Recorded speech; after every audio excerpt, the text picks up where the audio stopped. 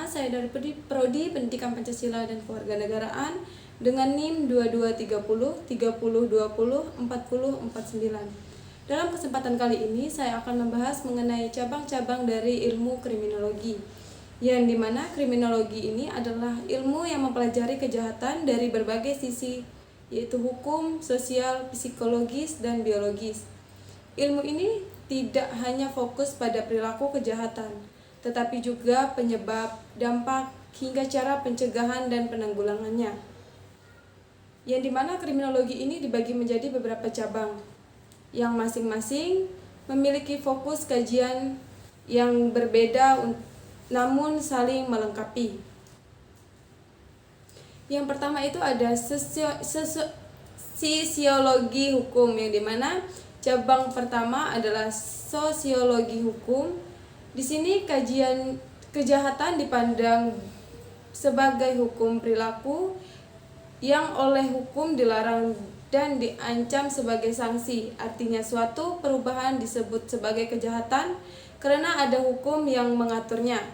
Jika tidak ada aturan tertulis, meskipun perbuatannya buruk, maka tidak bisa disebut kejahatan secara hukum. Sosiologi hukum mempelajari hubungan antara hukum dan masyarakat, serta bagaimana norma hukum terbentuk dari dinamika sosial. Yang kedua ada etiologi kriminal, yang dimana etiologi berasal dari kata etios yang berarti sebab. Jadi etiologi kriminal adalah cabang kriminologi yang meneliti penyebab kejahatan. Ini bisa dilihat dari berbagai sisi, yaitu sosial, psikologis, ekonomi, bahkan biologis.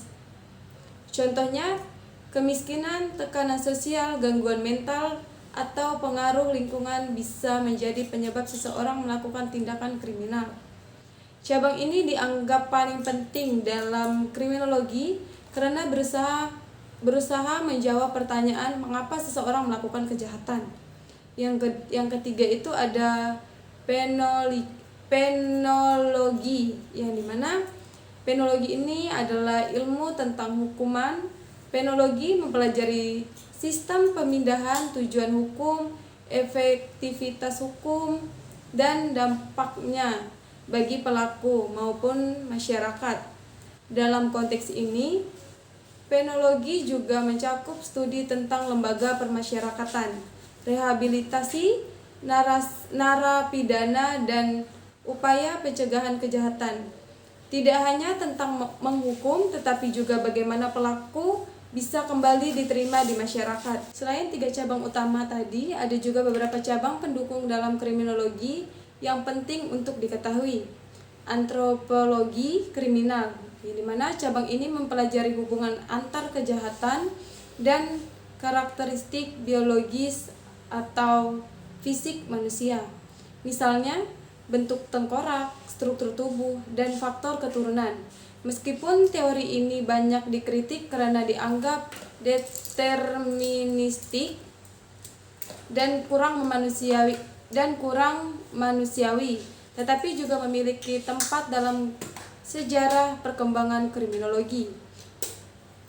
Selanjutnya ada sosiologi kriminal, yang dimana beberapa dari sosiologi hukum, sosiologi kriminal mempelajari kejahatan sebagai gejala masyarakat. Artinya, penyebab kejahatan tidak hanya pada individu tetapi pada struktur dan kondisi masyarakat secara keseluruhan, seperti kemiskinan, ketimpangan sosial, atau lemahnya kontrol sosial. Selanjutnya ada psikologi kriminal. Ilmu ini mempelajari kejahatan dari sudut pandang psikologis, yaitu keadaan kejiwaan pelaku kejahatan. Adakah mereka mengalami gangguan mental? Apa motivasi psikologi mereka? Apakah mereka sadar akan perbuatannya? Psikologi kriminal sangat penting terutama dalam proses penyelidikan dan peradilan.